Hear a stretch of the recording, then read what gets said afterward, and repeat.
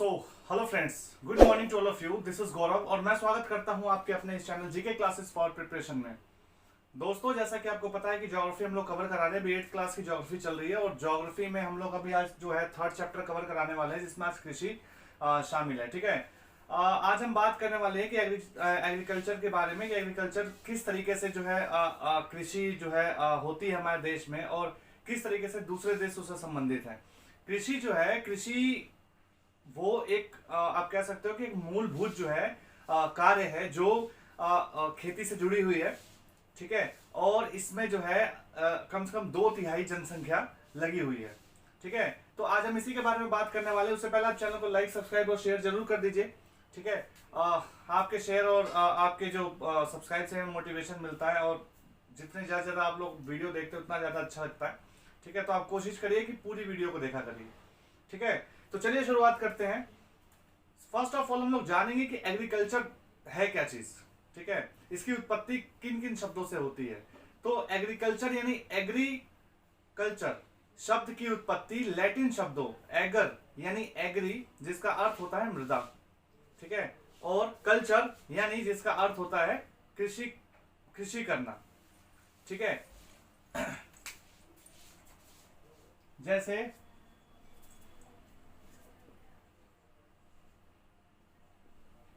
Agriculture.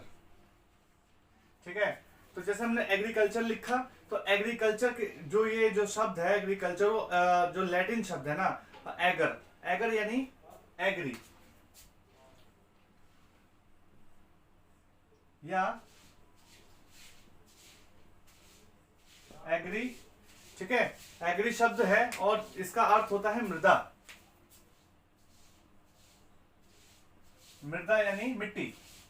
ठीक है, और दूसरा शब्द है कल्चर यानी जिसका अर्थ होता है कृषि करना। हिंदी में लिख देता हूं मैं,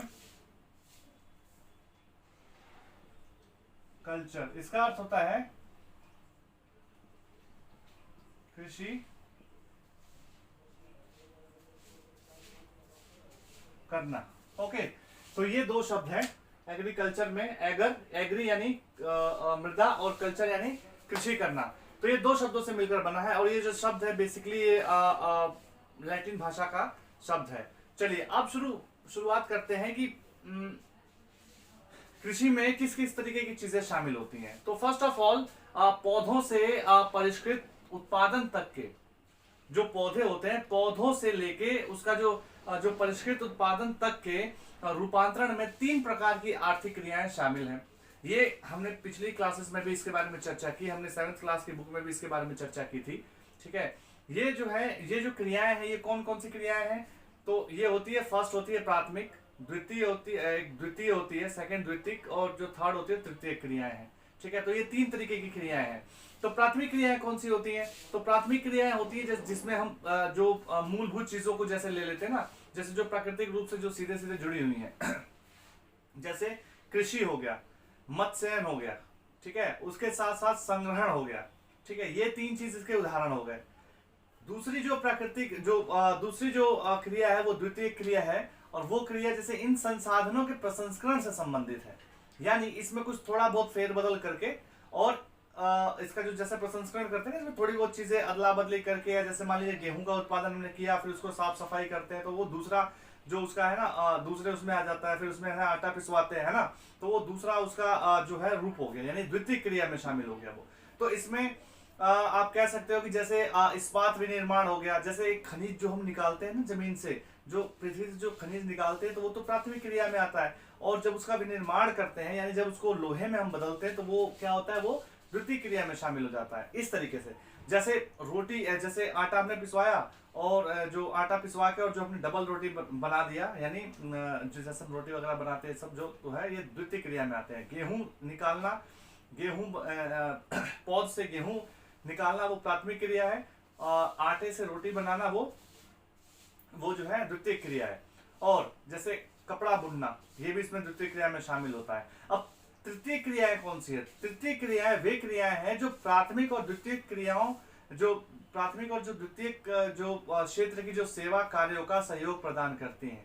जैसे एक जगह से सामान दूसरी जगह लेके जाना, यानी यातायात का काम, व्यापार का काम, यानी एक जगह से सामान दूसरी जगह बेचना, ठीक है, बैंकिंग का काम, ठीक है, बीमा का काम, विज्ञापन जो है तृतीय क्रियाओं में शामिल है। तो आप जो है इस वीडियो को पॉज करके उसको लिख सकते हैं, देख सकते हैं, समझ सकते हैं, ठीक है। अब हम बात करते हैं कि जो कृषि है, कृषि एक प्राथमिक क्रिया है, ठीक है। इसमें फसलों को, फलों को, सब्जियों को, फूलों को उगाना और पशुधन पालन करना इसमें शामिल है, ठीक है। आप देख सकते हैं कि जो बेसिक जो चीजें हैं ना, जो बेसिक जो चीजें हैं, कह सकते हो आप, जो मूल रूप से जो पृथ्वी से जुड़ी हुई हैं, धरती से जुड़ी हुई चीजें हैं, वो इसमें शामिल होती हैं। विश्व में लगभग 50% जो लोग हैं वो कृषि से संबंधित क्रियाओं में संलग्न है, यानी 50% विश्व के लोग जो है वो कृषि कार्यों में जुड़े हुए हैं, ठीक है। भारत की अगर हम बात करते हैं तो भारत में 2/3 जनसंख्या, जैसे मैं शुरू में ही बताया कि 2/3 जनसंख्या भारत में कृषि से जुड़ी हुई है, यानी कृषि पर निर्भर करती है।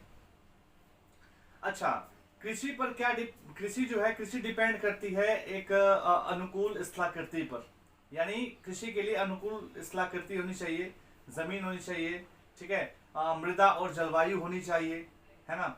और कृषि क्रियाकलाप के लिए जो अनिवार्य है, जिस भूमि पर फसलें उगाई जाती हैं, जो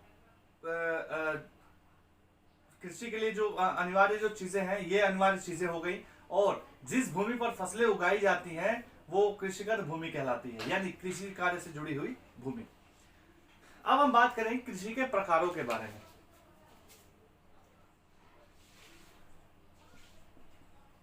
कृषि के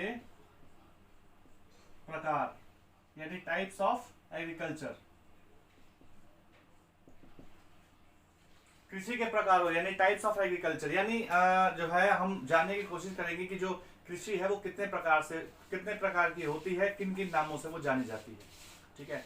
तो फर्स्ट ऑफ ऑल हम देखते हैं कि कृषि जो है, कृषि कई तरीके से की जाती है और अलग अलग नामों से जानी जाती है, ठीक है। कैसे? एग्रीकल्चर, एग्रीकल्चर यानी मूल रूप से हमें पता है कि एग्रीकल्चर जो होता है वो कृषि होती है, ठीक है। पहला आ जाता है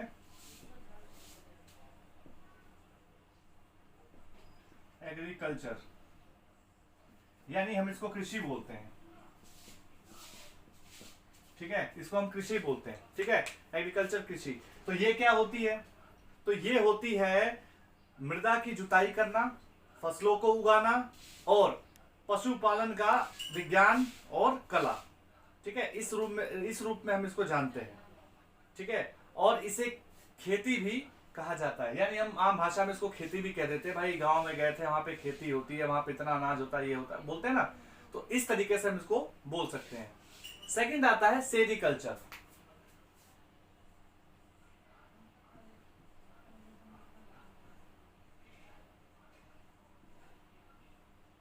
अच्छा, एक चीज का आप ध्यान रखिएगा, जैसे कल्चर बताया ना, तो कल्चर का मतलब होता है कृषि करना, ठीक है। उसके आगे लगा हुआ है देखिए एग्री, एग्री यानी एग्री प्लस कल्चर, ये दो शब्दों से मिलकर बना है एग्री प्लस कल्चर, तो कृषि हो गया। सेरिकल्चर, सेरी प्लस कल्चर, तो ये जो है सेरिकल्चर जो होता है बेसिकली ये रेशम उत्पादन से जुड़ा हुआ है,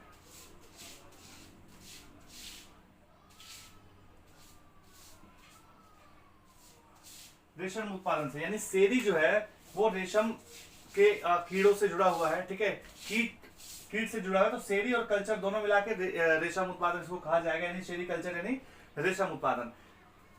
रेशम के कीटों का इसमें वाणिज्यिक पालन किया जाता है, यानी रेशम बनाने के लिए इसका वाणिज्यिक पालन किया जाता है, बिक्री के लिए। वाणिज्यिक का मतलब होता है कि बिक्री के लिए, ठीक है। थर्ड है पिसिकल्चर, ठीक है। थर्ड क्या है?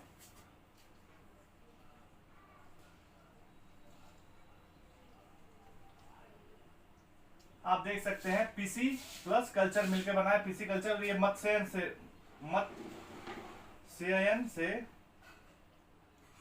मत्स्य पालन से संबंधित है। मत्स्य पालन का मतलब होता है मछलियों का पालन करना, ठीक है। विशेष रूप से निर्मित तालाबों और पोखरों में जो है मत्स्य पालन किया जाता है। ये हो गई 3। अब चौथा आते हैं, ये होता है विटिकल्चर।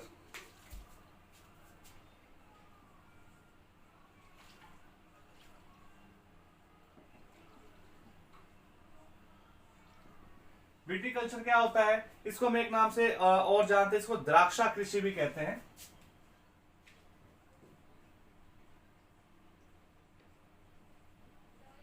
यानी द्राक्षा कृषि यानी अंगूर की खेती।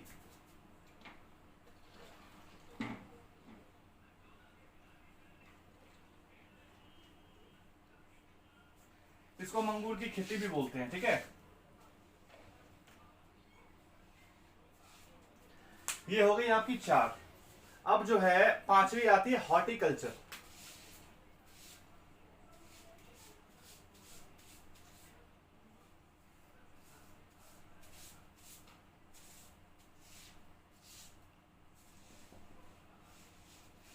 हॉर्टिकल्चर, हॉर्टिकल्चर क्या होता है जी, तो ये उद्यान कृषि होती है।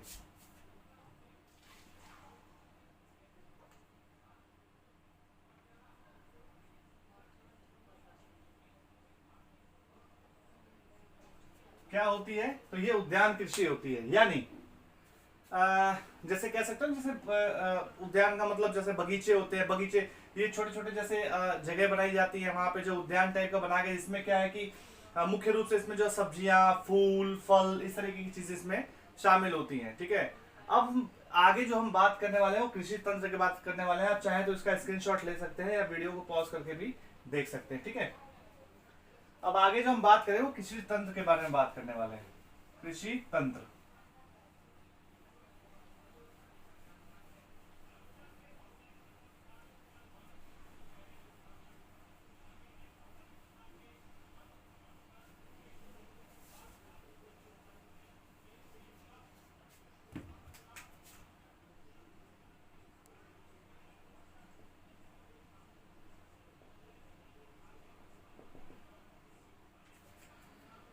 कृषि तंत्र के बारे में बात करने हैं। बेसिकली कृषि या खेती को एक तंत्र के रूप में देखा जा सकता है।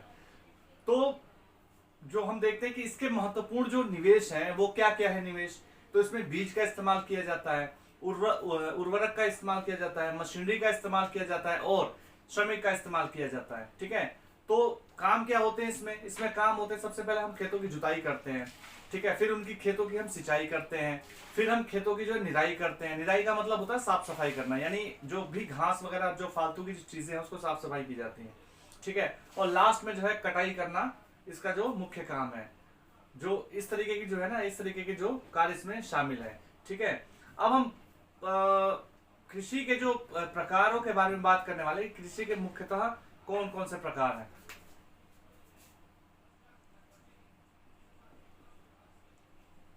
कृषि के प्रकार, तो मुख्यतः इसमें 2 प्रकार शामिल हैं। एक निर्वाह कृषि होती है और एक वाणिज्यिक कृषि होती है। फर्स्ट होती है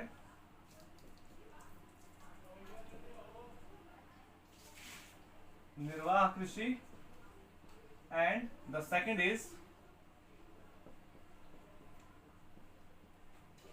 वाणिज्यिक कृषि।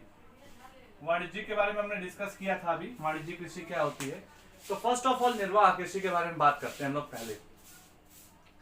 जो निर्वाह कृषि होती है, इस प्रकार की कृषि जो होती है वो कृषक परिवार की आवश्यकताओं को पूरा करने के लिए करता है, यानी वो अपने मूलभूत जरूरतों को पूरा करने के लिए कृषि करता है, ठीक है। पारंपरिक रूप से कम उपज प्राप्त करने के लिए निम्न स्तरीय प्रौद्योगिकी और पारिवारिक श्रम का उपयोग किया जाता है। यानी कम लागत, कम जो है प्रौद्योगिकी और पूरे परिवार का इसमें सहयोग होता है।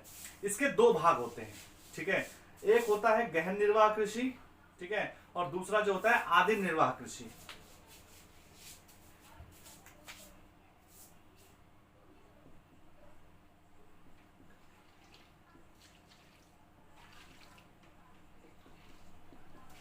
हम पहले निर्वाह कृषि के बारे में बात कर रहे हैं। तो जो इसमें होते हैं ना, इसके 2 पार्ट होते हैं, ठीक है। और कौन कौन से होते हैं, गहन निर्वाह कृषि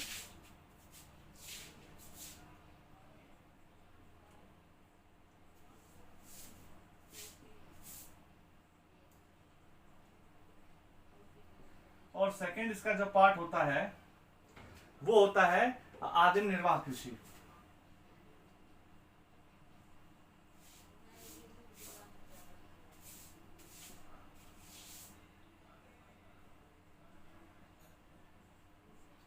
ठीक है जी। तो इसके दो पार्ट हो गए, गहन निर्वाह कृषि और आदिम निर्वाह कृषि। अब एक एक करके इनके बारे में हम लोग पहले बात कर लेते हैं, थोड़ा समझ लेते हैं। तो जो गहन निर्वाह कृषि होती है वो गहन निर्वाह कृषि, जो गहन निर्वाह कृषि होती है, इसमें किसान एक छोटे भूखंड पर साधारण औजारों और अधिक श्रम से खेती करता है। ठीक है, इसमें जो मुख्य फसल होती है इनकी, वो होती है चावल।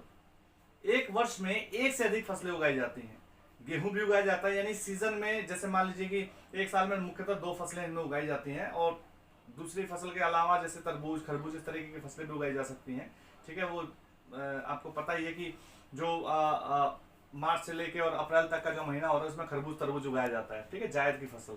तो कहने का मतलब है कि एक वर्ष में जो है ना, इसमें दो से तीन तरीके की फसलें उगाई जा सकती हैं, और वो अपने सिर्फ बेसिक जरूरतों को पूरा करने के लिए। ठीक है, तो हम देखते हैं कि जो इसके अलावा जो इसमें मुख्य जो फसलें हैं वो शामिल है, वो अन्य फसलें, इसमें गेहूं भी है, मक्का भी है, दलहन और तिलहन भी इसमें शामिल होता है। ठीक है, तो जो किसान होता है ना, वो अपनी कह सकते हो कि जरूरतों को पूरा करने, बेसिक चीजों को पूरा करने के लिए उगाता है, अपने परिवार के भरण पोषण के लिए उगाता है, उसमें बेचता नहीं है, वो सिर्फ अपने लिए उगाता है। ठीक है, गहन निर्वाह कृषि जो है, वो जो गहन निर्वाह कृषि है वो मुख्यतः हम देखते हैं कि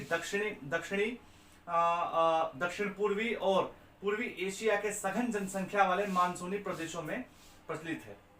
ठीक है, यह हो गई हमारी गहन निर्वाह कृषि के बारे में।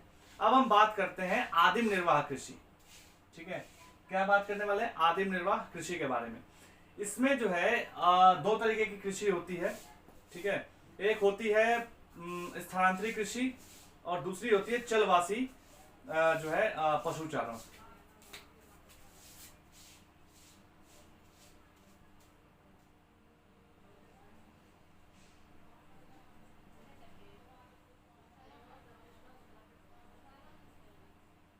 दूसरी है चलवासी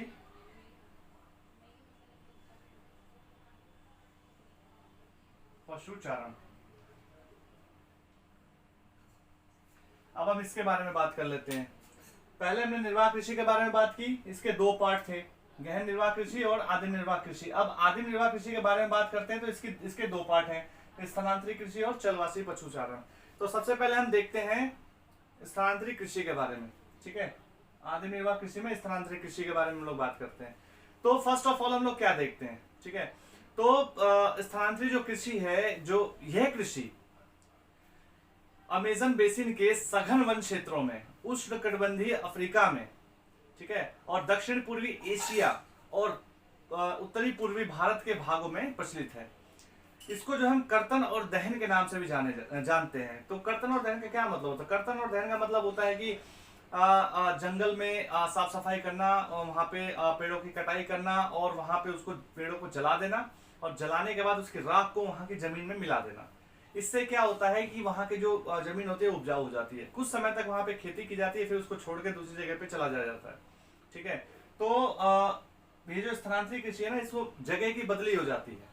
ठीक है, तो हम क्या देखते हैं कि इसमें देखते हैं कि जो है कुछ समय तक 1-2 साल 3 साल 4 साल तक एक जगह पर रहा जाता है, और जैसे ही देखा जाता है कि भाई उपजाऊपन जो खत्म हो गया जमीन का, तो उस जगह को छोड़ के दूसरी जगह चला जाता है। तो उसको हम कर्तन और दहन कृषि के नाम से भी जानते हैं। उत्तर पूर्वी भारत में भी काफी जगहों पर ये फेमस है। ठीक है, अब बात करते हैं चलवासी पशुचारण के बारे में। ठीक है,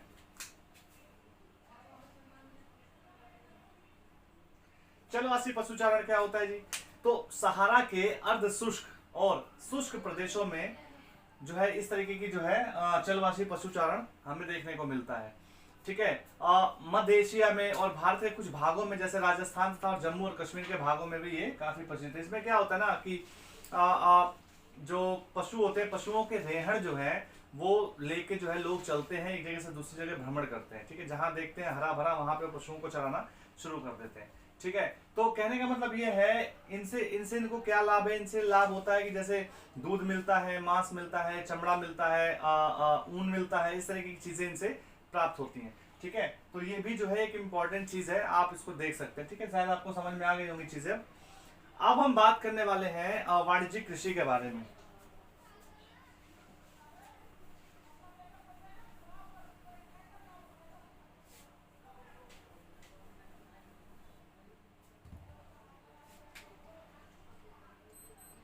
सेकंड जो था वाणिज्यिक कृषि।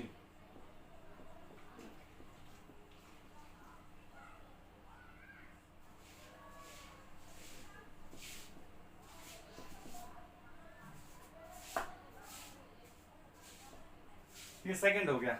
फर्स्ट क्या था? तो निर्वाह कृषि। अब हम बात करते हैं वाणिज्यिक कृषि के बारे में, ठीक है। तो वाणिज्यिक कृषि में फसल जो उत्पादन और पशुपालन बाजार में विक्रय हेतु किया जाता है, यानी ये बड़े बड़े भूखंड पर खेती की जाती है। इसका मुख्य काम ये होता है कि इस पे खेती करके और चीजों को बेचना जो है इसमें शामिल होता है, ठीक है। इसमें वाणिज्यिक कृषि में जो है फसल भी हो सकती है और पशुपालन भी हो सकता है, ठीक है। इसमें विस्तृत जो है जो आप कह सकते हैं ना कृषि क्षेत्र जो होते हैं ना, विस्तृत कृषि क्षेत्र और अधिक पूंजी का उपयोग जो है इसमें किया जाता है, यानी बड़े लंबे चौड़े भूभाग पर ये किया जाता है। इसमें अधिक पूंजी का भी उपयोग किया जाता है। अधिकांश जो इसमें कार्य है वो मशीनों से किया जाता है, ठीक है, मशीनों के द्वारा किया जाता है। और वाणिज्यिक कृषि में वाणिज्यिक अनाज जो है कृषि वाणिज्यिक अनाज कृषि, मिश्रित कृषि और रोपण कृषि इसमें शामिल है, ठीक है। तो हम बात करते हैं कि इन तीनों के बारे में लोग बात करेंगे कि वाणिज्यिक अनाज कृषि क्या होती है, मिश्रित कृषि क्या होती है और रोपण कृषि क्या होती है, ठीक है। तो इसका जो पहला पार्ट है,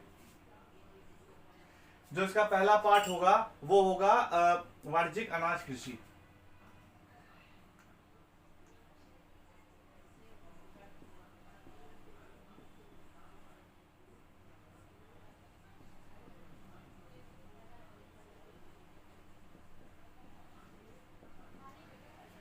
वाणिज्यिक अनाज कृषि क्या होती है? तो वाणिज्यिक अनाज कृषि में जो है फसलें वाणिज्य के उस उद्देश्य से जो है उगाई जाती हैं, ठीक है।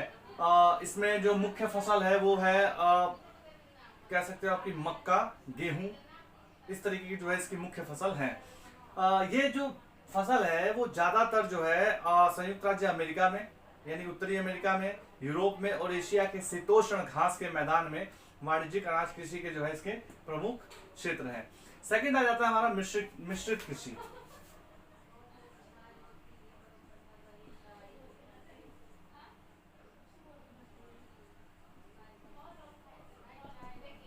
मिश्रित जो है कृषि है, इसका क्या मतलब है? इसमें भूमि का उपयोग भोजन व चारे की जो फसलें हैं उगाने और पशुपालन के लिए किया जाता है, यानी पशुओं को जो चारा उगाया जाता है उनको पालने के लिए जो जगह का इस्तेमाल किया जाता है उसमें जो है इसको शामिल किया जाता है, ठीक है।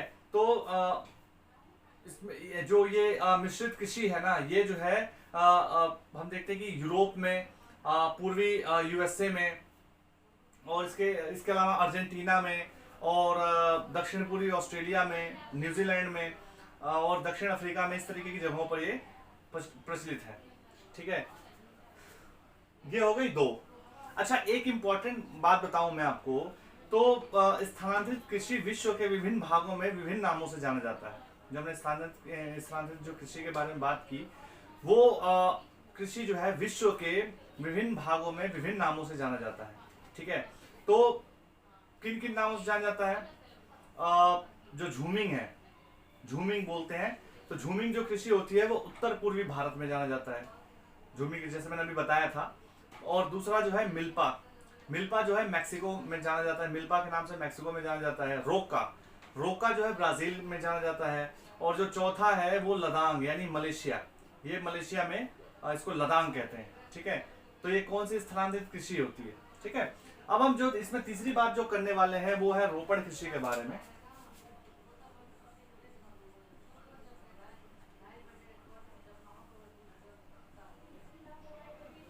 रोपण कृषि क्या है? तो वाणिज्यिक कृषि का एक प्रकार है, ठीक है। ये भी एक जो वाणिज्यिक कृषि है ना, वाणिज्यिक कृषि का एक प्रकार है जहां चाय, कहवा, काजू, रबड़ और हम देखते हैं इसके अलावा जो केला है ना और कपास की जो है मुख्य फसलें इसमें उगाई जाती हैं। और ये किस लिए उगाई जाती हैं? तो सिर्फ बिक्री के लिए। भाई केला अगर पूरे खेत में उगाया तो आदमी खुद तो खाएगा नहीं ना, उसको तो जाहिर सी बात है बिक्री करेगा, है ना। तो केला जो है वो भी रोपण कृषि का ही एक रूप है। तो इसमें जो है अधिक श्रम की आवश्यकता होती है, अधिक मशीनरी की आवश्यकता होती है, अधिक जो है पूंजी की आवश्यकता होती है ना। रोपण कृषि के जो मुख्य क्षेत्र हैं वो विश्व के उष्णकटिबंधीय जो क्षेत्र है ना, उनमें उन प्रदेशों में ये पाई जाती है। तो इसमें कौन कौन से, जैसे मलेशिया है, मलेशिया में रबड़ उगाया जाता है ना। ब्राजील में कहवा उगाया जाता है। भारत और श्रीलंका में चाय के कुछ आपको जो है उदाहरण, चाय के बागानों के उदाहरण देखने को मिल जाते हैं। ठीक है, अब हम बात करेंगे मुख्य फसलों के बारे में। जो विश्व में जो मुख्य फसलें जो प्रचलित हैं, उन मुख्य फसलों के बारे में बात करेंगे।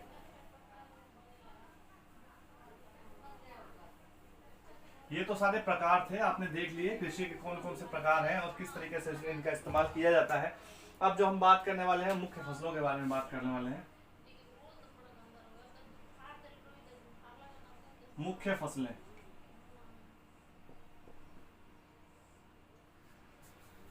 फर्स्ट ऑफ ऑल हम लोग क्या देखते हैं कि बढ़ती हुई जनसंख्या की आवश्यकताओं को पूरा करने के लिए विविध प्रकार की फसलें उगाई जाती हैं।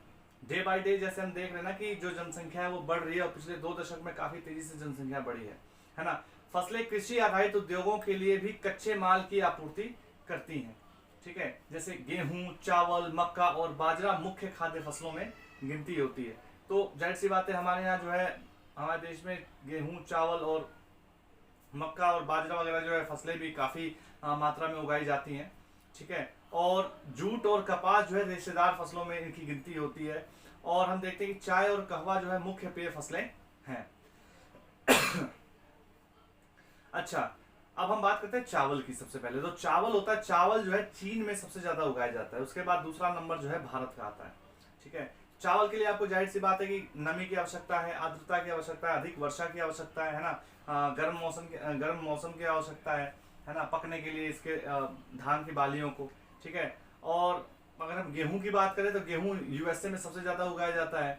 ठीक है, और गेहूं जो है यूएसए में, अर्जेंटीना में बहुत ज्यादा उगाया जाता है। हमारे भारत का नंबर तीसरे चौथे नंबर पे शायद आता है, मुझे कंफर्म तो नहीं है अभी, लेकिन शायद 4th नंबर पे ही है, 4th नंबर पे ही है भारत। ठीक है, तो मक्का जो है उत्तरी अमेरिका में, ब्राजील में, चीन में, रूस में, कनाडा में। ठीक है, उसके बाद जो है भारत का नंबर आता है। उसके बाद मैक्सिको में भी जो है ये उगाया जाता है। और अब हम बात करें कपास की, तो कपास जो है चाइना में सबसे ज्यादा उगाया जाता है, चीन में। ठीक है, उसके बाद यूएसए और तीसरा जो है भारत का नंबर आता है। उसके बाद पाकिस्तान है, ब्राजील है, मिस्र जैसे देश शामिल हैं। उसके बाद पटसन जो है उसको सुनहरा रेशा भी बोला जाता है ना। ये भारत और बांग्लादेश में मुख्य रूप से उगाया जाता है। ठीक है, अब बात करते हैं कॉफी की। तो कॉफी जो है वो ब्राजील में सबसे ज्यादा उगाया जाता है।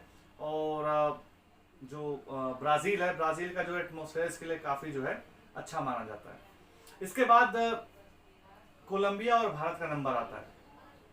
ठीक है, अब जो कॉफी और जो कहवा है वो पर्वतीय ढालों पर उगाया जाता है। ठीक है, जहां से जो पानी आसानी से जो है वहां से निकल जाए, क्योंकि इसको ज्यादा पानी नहीं, मुख्यतः पानी की तो आवश्यकता होती है पर ज्यादा नहीं होती है, क्योंकि ज्यादा पानी अगर लगेगा तो खराब हो जाएगा ये, है ना। चाय है तो इसके बाद जो चाय आता है, चाय का नंबर है, तो इसके लिए जो है सुअपवाहित हम कह सकते हैं कि जो दोमट मिट्टी है ना उसकी आवश्यकता उसको पड़ती है, और मंद ढाल की आवश्यकता होती है जहाँ पे पानी धीरे धीरे निकलता है। ठीक है, इसके बाद हम बात करने वाले हैं कृषि के विकास के बारे में।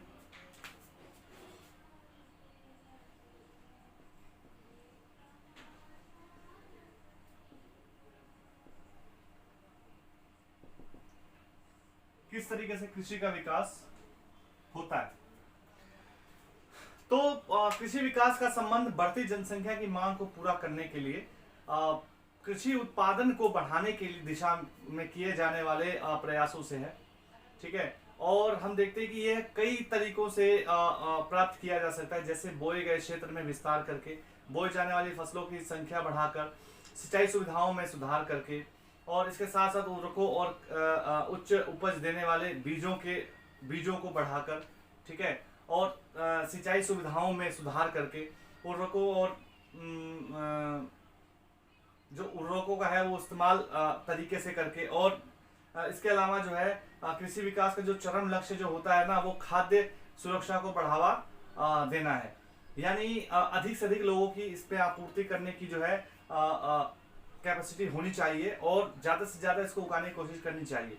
ठीक है, तो इसके लिए क्या होता है कि हम लोग क्या करते हैं कि इसके लिए गवर्नमेंट ने काफी जो ऐप भी निकाले हुए हैं। आप अगर कोई कृषि अगर करना चाहता है तो उसकी जानकारी आप ऐप से ले सकते हैं। बाकायदा भारत सरकार ने इसके लिए नंबर भी अलॉट किए हुए हैं, नंबर भी दिए हुए हैं। उसके लिए ये है कि आप फोन करके भी अगर कोई जानकारी है तो वहां से ले सकते हैं।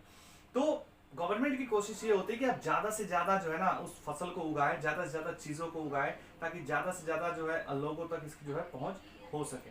ठीक है, इसके साथ साथ हम देखते हैं कि अधिक जनसंख्या वाले जो विकासशील देश हैं अधिकतर गहन कृषि करते हैं। गहन कृषि करते हैं जहां छोटे छोटे जोतों पर सामान्यतः जीविकोपार्जन के लिए जो है फसलें उगाई जाती हैं। यानी जो छोटे परिवार जो परिवार है उनके पास कम खेत है, भूखंड ज्यादा नहीं है ना, तो वो क्या करते हैं, वो सिर्फ अपने लिए खेती करते हैं और वो उगाते हैं चीजों को।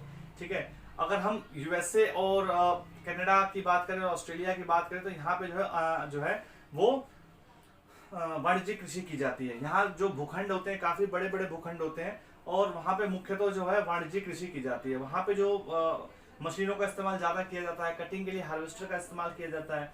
ठीक है, बोने के लिए जो है मशीनों का इस्तेमाल किया जाता है। ठीक है, सिंचाई के लिए यहाँ तक कि प्लेन्स का इस्तेमाल किया जाता है कि इतने बड़े भूखंड होते हैं कि उसमें सिंचाई ऐसे नहीं हो सकता, वहाँ प्लेनों से कई बार इस्तेमाल किया जाता है, प्लेनों को सिंचाई के लिए।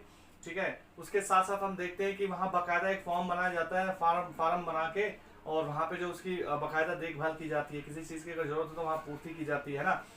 वो भी क्या करते हैं कि अपनी गवर्नमेंट से जो है सहायता लेते हैं और अपनी जो है जानकारी लेते हैं। इस तरीके से चीजें हम देखें तो जो हमारा जो जैसे विकासशील देश, जैसे मैंने आपको बताया है, तो विकासशील देशों में ज्यादातर जो जीविकोपार्जन के लिए खेती की जाती है। बहुत ही कम लोग हैं जो वाणिज्यिक कृषि करते हैं भारत में। ठीक है, इसके बावजूद भी हम देखने को मिलता है कि काफी, जैसे मान लीजिए कि जिसके पास 3 एकड़ 4 एकड़ या 5 एकड़ की खेती है, वो अपने लिए भी चीजें बचा लेता है और वो मार्केट में भी जो चीजें बेचता है। ठीक है, तो ये चीजें भी हमें देखने को यहाँ मिलती हैं। तो ये जो था कृषि का जो चैप्टर था, आपका 3rd चैप्टर था। ठीक है, इसके बारे में हमने जाना, इसके जो मुख्य जो इसके पॉइंट थे उसको हमने समझने की कोशिश की।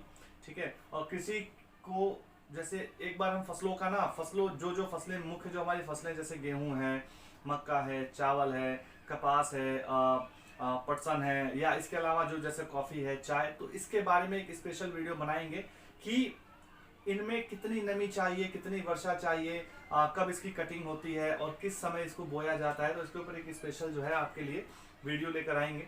ठीक है, अभी इसमें आपने मोटा मोटा जो चीजें थी वो सीख ली और उम्मीद करता हूँ कि आज की क्लास आपको अच्छी लगी हो। अभी तक इसमें इतना ही, अब फिर हाजिर होते हैं एक नई क्लास के साथ। ठीक है, तब तक के लिए अपना ध्यान रखिए और फिर हम ऐसे ही क्लास लेकर आते रहेंगे। आप कोशिश करिए कि आप पूरी वीडियो को देखा करिए, आपको पूरी वीडियो देखेंगे तो समझ में आ जाएगी चीजें। ठीक है, अगर कोई क्वेश्चन है तो आप क्वेश्चन पूछ सकते हैं। ठीक है, तो हम आपको बताने की पूरी कोशिश करेंगे, उसका जवाब देने की पूरी कोशिश करेंगे। तो चलिए अभी तक इतना ही, फिर हाजिर होते हैं एक नई क्लास के साथ। तब तक के लिए नमस्कार, धन्यवाद, बाय बाय।